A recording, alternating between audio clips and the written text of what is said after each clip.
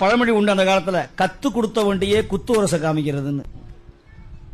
நாளைக்கு மதுரை மைதானத்துல வந்து சண்டை போடுவா, இவர் கைகாலாம் உதறது. யாருக்கு?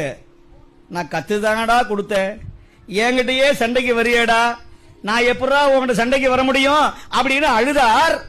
நேரா போய் சொக்கநாத பெருமானிடத்துல போய் விண்ணப்பம் செய்தார். அவன் சொன்னா, நீ சண்டைக்கு தோற்று விட்டால் உன் மனைவியை நான் எடுத்துக்கொண்டு செல்லுவேன். அடப்பாவி, இப்படி இருக்கிறியப்பா, இது நியாயமா? ஆளவாய் சொக்கனே சாமி பார்த்தார், தன் குருநாதன் மாதிரியே சுவாமி வேஷம் போட்டுக்கிட்டு யாருமே கண்டுபிடிக்காத ஒரு வித்தையை கண்டுபிடிச்சு கொண்டு வந்தார். கையில தூக்கி வீசிவிட்டு கையிலே வாழை எடுத்தான். இதுதானே என்னுடைய மனைவியை தொட்ட கை என்று கையை வெட்டினான் சொக்கநாதன்.